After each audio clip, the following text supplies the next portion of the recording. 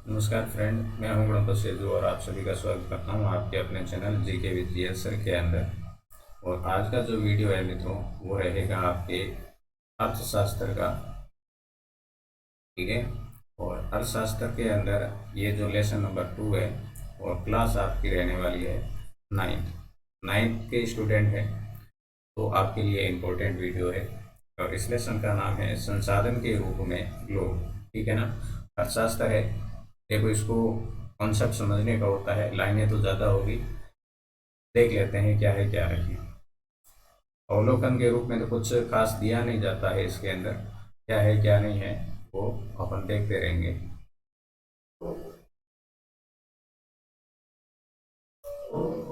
ठीक है।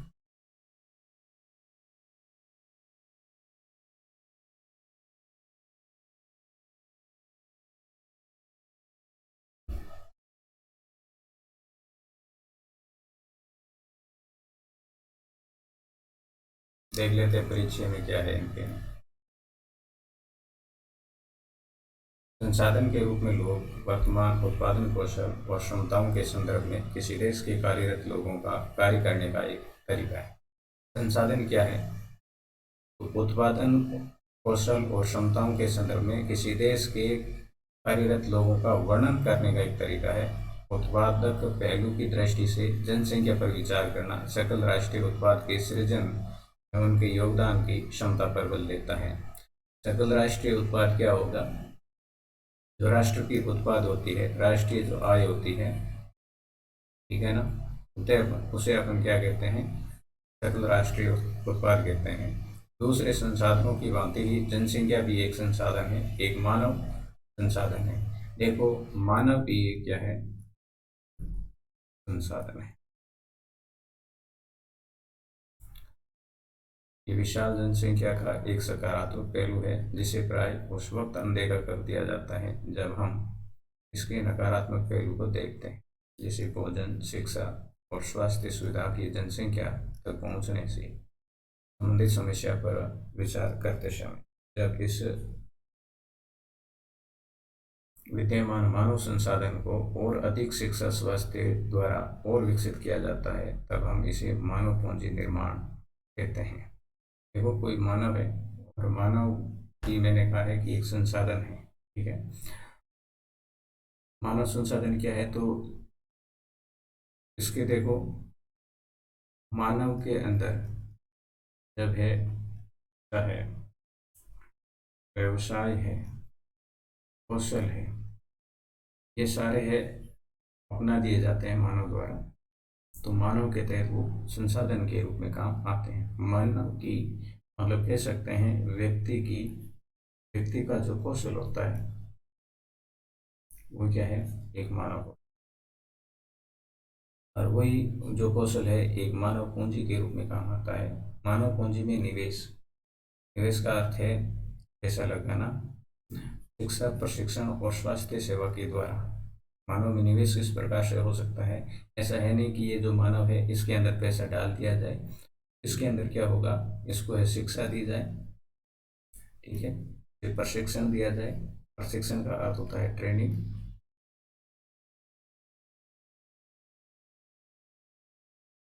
और इसे स्वास्थ्य संबंधी सेवा दी जाए। ठीक है। तब ये क्या हो जाएगा? इन पे निवेश किया गया है, मतलब इन पे खर्च किस प्रकार से कर सकते हैं मानव पर, तो इसकी शिक्षा सुविधा को बढ़ाकर किया जा सकता है। अधिक शिक्षित या बेहतर प्रशिक्षण लोगों की उच्च उत्पादकता के कारण होने वाली अधिक आय के साथ ही अधिक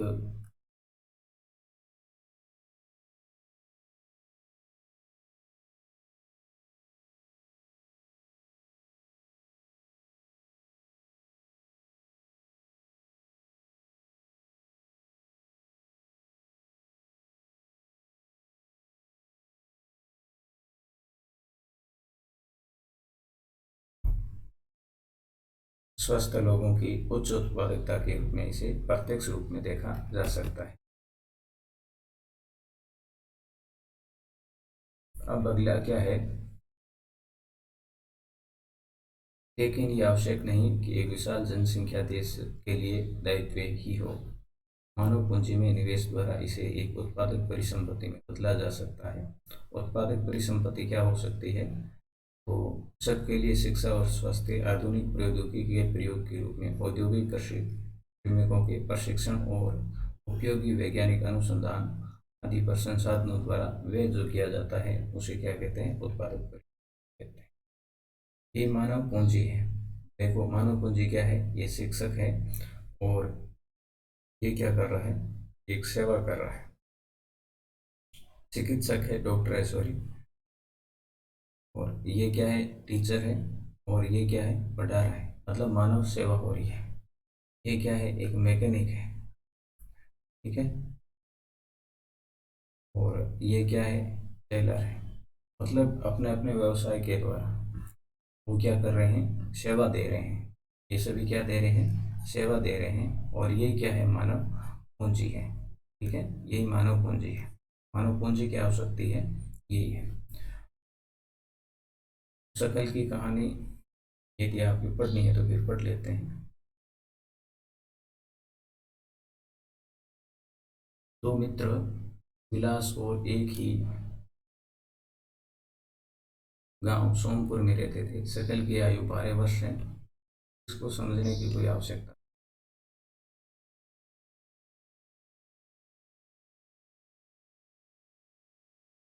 उच्च आय से न केवल अधिक शिक्षित और अधिक स्वस्थ लोगों को लाभ होता है।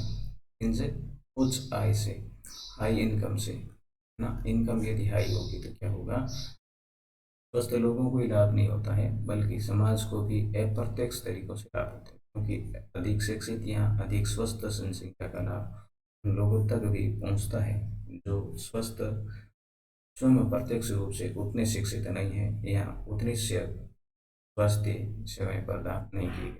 वास्तव में मानव पूंजी एक तरह से अन्य संसाधनों जैसे भूमि और भौतिक पूंजी से श्रेष्ठ है। देखो मानव पूंजी श्रेष्ठ क्यों है ना? तो क्यों है तो देख लो। मानव पूंजी श्रेष्ठ है अन्य पूंजियों से। अन्य पूंजी कौन सी हुई? जैसे भौतिक पूंजी कौन सी कह सकता हूँ मैं? भौतिक पूंजी अपनी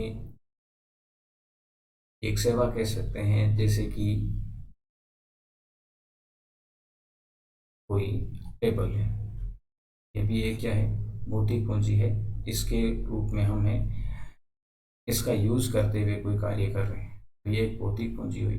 मानव पूंजी तो केवल और केवल क्या हो सकती है? सेवा हो सकती है। ये तो डिस्ट्रॉयड हो सकती है परंतु मानव पूंजी कभी डिस्ट्रॉयड नहीं हो सकती, क्योंकि मानव संसाधन भूमि और पूंजी का उपयोग कर सकता है। भूमि और पूंजी अपने आप उपयोग नहीं हो सकती। देखो जो भूमि है, जैसे मान लो भौतिक पूंजी के रूप में जैसे भूमि को ही देख लेते हैं, इसमें उदाहरण दे रखा है।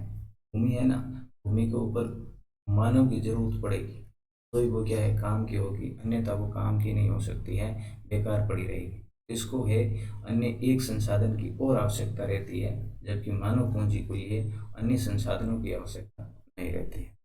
अनेक दशकों में से भारत में विशाल जनसंख्या को एक परिसंपत्ति की अपेक्षा एक दायित्व माना जाता रहा है।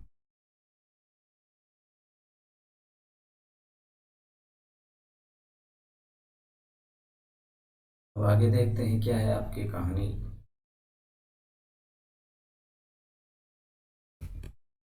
यहाँ पर कुछ चित्र दे रखा है आपके। लाश एम शकल की कहानी के रूप में है। ये अलग अलग व्यवसाय कर रहे हैं और इनका कार्य भी अलग अलग है, देख सकते। ठीक है ना? ये व्यवसाय है। ये मतलब मानव पूंजी कह सकते हैं, ये सारा ही मानव पूंजी है। इनका कार्य अलग है। ये है एक शिक्षित है, इनकी मानव पूंजी अलग है।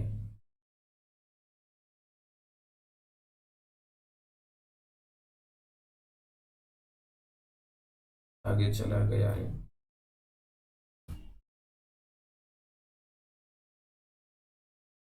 एक मिनट, हाँ रुकिए, आज कुछ नया सॉफ्टवेयर ले लिया, इस वजह से तकलीफ हो रही।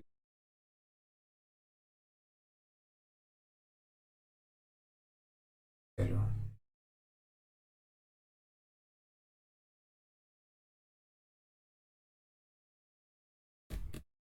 अब देखो आगे क्या दे रखा है। इन दोनों व्यक्तियों के अध्ययन ने हमें देखा कि सकल स्कूल जाता था, जबकि विलास स्कूल नहीं जाता था। सकल शारीरिक रूप से हष्ट-पुष्ट और स्वस्थ था।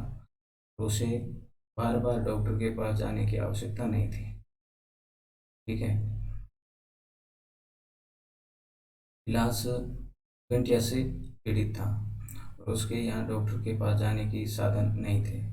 सकल ने कंप्यूटर में डिग्री की थी। सकल को एक प्राइवेट फर्म में नौकरी मिल गई। विलास को भी कर रहा था जो उसकी माँ कर रही थी। अपनी माँ की तरह परिवार को पालने पोसने के लिए आयु बहुत कम थी। अब देखो, एक तो शिक्षित है, मैंने कहा था शिक्षित है, और शिक्षित जो है उनके पास में हर कोई नौकरी मिल जाती है तो वो उनकी एक पूंजी बन जाती है। जबकि ये दूसरा था, उसके पास में कोई व्यवसाय नहीं था, तो जो उनके मम्मी पापा कर रहे थे वही उनको कार्य करना पड़ रहा था, तो उनसे ही वो अपना गुजारा कर रहे थे।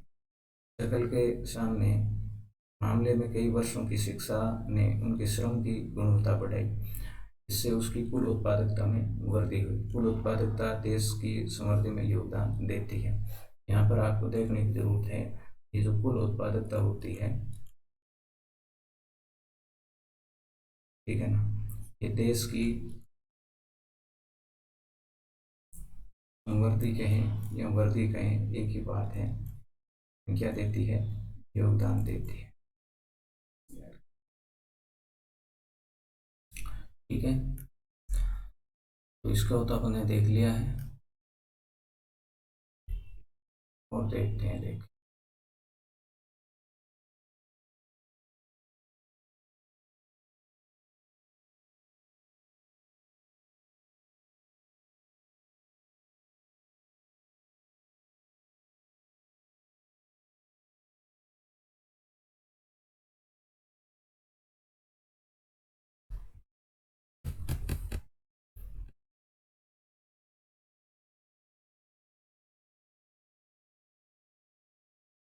बदले में व्यक्ति को वेतन के रूप में फिर उसकी पसंद की किसी दूसरी रूप में प्रतिफल मिलता है।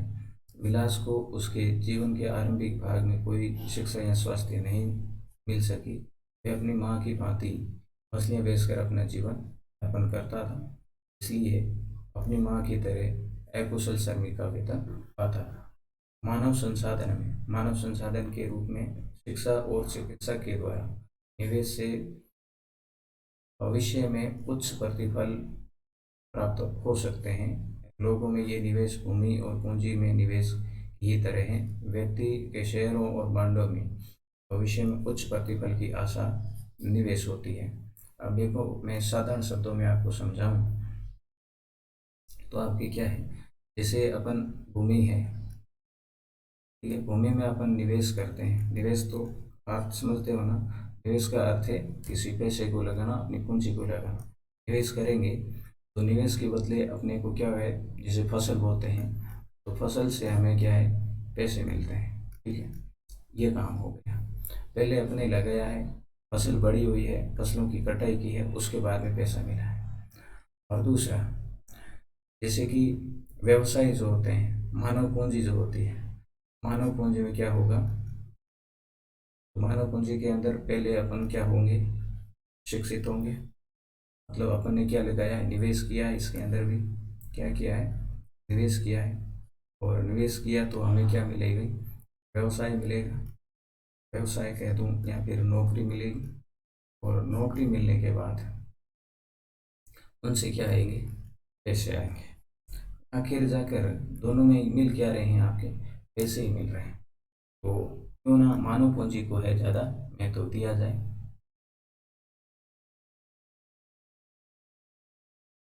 ठीक है,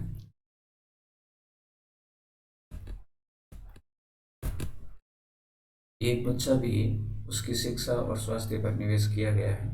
एक बच्चा भी जिसकी कक्षा और शिक्षा और स्वास्थ्य पर निवेश किया गया है, भविष्य में उच्च आय और समाज को वृद्धि योगदान के रूप में अधिक प्रतिफल दे सकता है। इसको पहले है शिक्षा पर है ज़्यादा खर्च किया है, आगे जाकर है वो वापस है वो उसका उठा सकता है। शिक्षित माँ बाप अपने बच्चों की शिक्षा पर अधिक निवेश करते हैं। ऐसा इसलिए होता है क्योंकि उन्होंने स्वयं भी शिक्षा के महत्व को अनुभव किया है।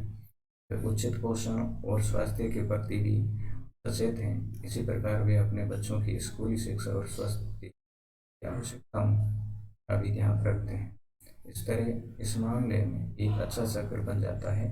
इसलिए विपरीत और स्वयं भी अशिक्षित, अस्वस्थ, सुविधा वंचित स्थिति में रहने वाले माँ बाप एक दूसरे का सर्जित कर लेते हैं और अपने बच्चों को अपनी ही सुविधाओं से वंचित कर लेते हैं।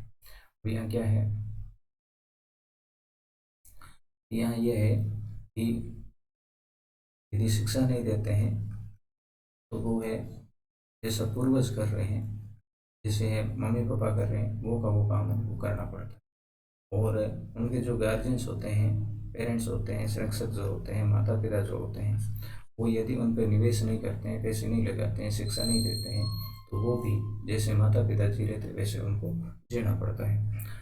तो वो भी जो आधुनिक सुविधाएं हैं उनसे क्या हो जाता है, वंचित हो जाता है। जापान जैसे देशों ने मानव संसाधन पर निवेश किया है। मानव संसाधन मेरे ख्याल से आप समझ रहे होंगे, मानव संसाधन का अर्थ है मानव की योग्यता, ठीक है, और कौशल में वृद्धि के लिए उन पर निवेश, अर्थात मैं कहता हूँ खर्च करना। निवेश करना या खर्च करना मानव संसाधन होगा, फिर मानव पूंजी मिलेगी, और मानव पूंजी है वो जो नौकरी मिलती है उन्हें के। कोई प्राकृतिक संसाधन नहीं था, ये एक विकसित धनी देश है। और जापान की बात करें, वे अपने देश के लिए आवश्यक प्राकृतिक संसाधनों का आयात करते हैं। वे कैसे धनी और विकसित बने, उन्होंने लोगों में विशेष रूप से शिक्षा और स्वास्थ्य के क्षेत्र में निवेश किया। शिक्षा ज़्यादा दी और स्वास्थ्य पर है ज़्यादा ध्यान दिया, तो अपने आप ही किसी देश की जो आर्थिक व्यवस्था है वो क्या हो जाती है, मजबूत बन जाती है। उन लोगों ने भूमि और पूंजी जैसे अन्य संसाधनों का कुशल उपयोग किया है। उन लोगों ने जो कुशलता और प्रौद्योगिकी विकसित की है उसी से देश धनी विकसित बने हैं।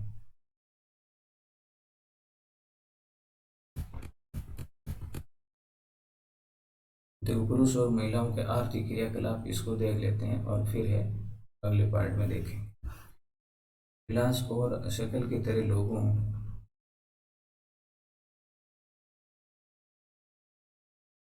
लोग विभिन्न क्रियाकलापों में संलग्न। हमने देखा कि विलास मछलियाँ बेचता था और शकल उनके फर्म में नौकरी भी करता था। विभिन्न क्रियाकलापों के तीन प्रमुख क्षेत्र को प्राथमिक क्षेत्र, द्वितीय क्षेत्र और तृतीय क्षेत्र में वर्गीकृत किया गया है। यहाँ आप ध्यान दीजिए, जो आर्थिक है ना, आर्थिक क्षेत्र कितने होते हैं पहले तो ये बताओ। आर्थिक क्षेत्र तीन होते हैं, एक तो प्राथमिक, ठीक है, फिर द्वितीय का, फिर है आपका एक। ये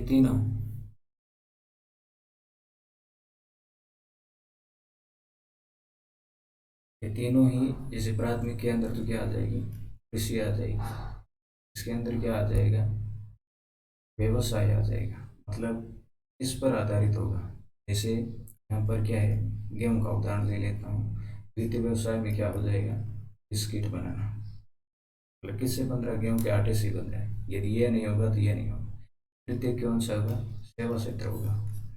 सेवा क्षेत्र कैसे, जैसे मैं कहूँ कि मैं आपको क्या कर रहा हूँ, पढ़ा रहा हूँ, एक शिक्षक है, एक चिकित्सक है, ये क्या है, सेवा क्षेत्र है, और ये तृतीय क्षेत्र के अंदर आते हैं। प्राथमिक क्षेत्र के अंतर्गत कृषि, वानिकी, पशुपालन, मत्स्य पालन, मुर्गी पालन, खनन इत्यादि को शामिल किया जाता है। ये प्राथमिक क्षेत्र में, ये ध्यान रखना आप। द्वितीय क्षेत्र में विनिर्माण शामिल है। विनिर्माण का अर्थ है जिनसे कोई वस्तु प्रोडक्ट की जाती है, निर्माण किया जाता है, वो विनिर्माण होगा। और तृतीय क्षेत्र में व्यापार, परिवहन संचार, बैंकिंग, बीमा, स्वास्थ्य, पर्यटन सेवाएं इत्यादि शामिल किए जाते हैं। तो इसको ध्यान से, वेरी इंपॉर्टेंट यही है आपके लिए, और इसको आप देखो। पहले तो आपके प्राथमिक क्षेत्र का आया है, कौन सा प्राथमिक क्षेत्र, फिर आपकी ये द्वितीय क्षेत्र का आया है, फिर ये तृतीय क्षेत्र। इसके अंदर कौन कौन से आते हैं? प्राथमिक क्षेत्र के अंदर देखो, कृषि आएगी, वानिकी आएगा, मतलब वन उद्योग, पशुपालन आएगा, पशुओं को पालना है, मत्स्य पालन है, मुर्गी पालन है, खनन है और उत्खनन है। ये तो प्राथमिक क्षेत्र के, मतलब इसको, ये कहने का अर्थ है ये कच्चा ही है, किसी की और सहायता नहीं ली जाती। कृषि कर रहे हैं तो भूमि पर कृषि की जा रही है ना। पशुपालन कर रहा है, सीधे पशुओं को पालन किया जा रहा है ना? द्वितीय क्षेत्र के अंदर क्या है? विनिर्माण, मतलब ये जो कृषि क्षेत्र है, जैसे पशुपालन है, पशुपालन का क्या हुआ? दूध हुआ, दूध से अपन क्या बना रहे हैं? मिठाई बना रहे हैं, तो वो क्या है? विनिर्माण हो गए, द्वितीय क्षेत्र हो गए। तृतीय क्षेत्र के अंदर देखो, व्यापार, परिवहन, व्यापार कर रहे हैं, मतलब जिसके अंदर प्राथमिक और द्वितीय क्षेत्र का है, परंतु उसके अंदर कोई प्रोडक्ट का निर्माण नहीं हो रहा है, इसमें कोई निर्माण नहीं होगा, आदान प्रदान होगा। तो जैसे व्यापार कर रहे हैं, परिवहन कर रहे हैं, संचार कर रहे हैं, मतलब वार्तालाप है, बैंकिंग की जा रही है, बीमा है, शिक्षा है, स्वास्थ्य है, पर्यटन आदि है, तृतीय क्षेत्र आते हैं। इस क्षेत्र में क्रियाकलाप के फलस्वरूप वस्तुओं और सेवाओं का उत्पादन होता है। ये क्रियाकलाप राष्ट्रीय आय में मूल्यवर्धन करते हैं। ये क्रियाएं आर्थिक क्रियाएं कहलाती हैं। आर्थिक क्रियाएं कौन सी? ये तीनों क्षेत्र है, इसका जो क्रिया की जाती है इसे आर्थिक क्रियाएं कहते हैं। आर्थिक क्रियाओं को दो भागों में विभाजित किया जाता है, एक तो बाजार क्रियाएं और फिर है गैर बाजार क्रिया। बाजार क्रियाओं में वेतन या लाभ के उद्देश्य से की गई क्रियाओं के लिए पारिश्रमिक का भुगतान किया जाता है। सरकारी सेवा सहित वस्तुओं और सेवाओं का उत्पादन शामिल है। गैर बाजार क्रियाओं से अभिप्राय स्व उपभोग के लिए उत्पादन करना। गैर बाजार का अर्थ है मतलब बेचने के लिए नहीं, अपने उपभोग के लिए ही वस्तुओं का जो उत्पादन किया जाता है उसे गैर बाजार कहते हैं। और बाजार का अर्थ है इसके व्यापार के लिए अपन क्या है, किसी वस्तुओं का उत्पादन कर रहे हैं, वो गैर बाजार बाजार हो जाए, बाजार क्रिया हो जाए।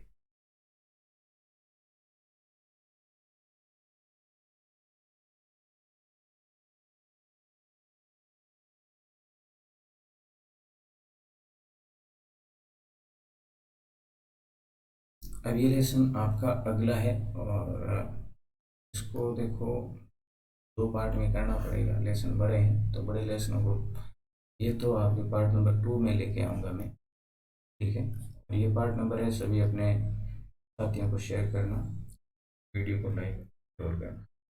इकोनॉमिक है, इसको थोड़ा समझना पड़ता है, और आपके लिए पेपर मैंने तैयार कर दिया है, और पेपर का वीडियो जल्दी ही आपके लिए आएगा, तो उसको ज़्यादा से ज़्यादा शेयर किया तो अगला वीडियो में आपके लिए मॉडल पेपर की ही शुरू करूँगा। मिलूंगा नेक्स्ट वीडियो में, तब तक के लिए जय हिंद, वंदे मातरम।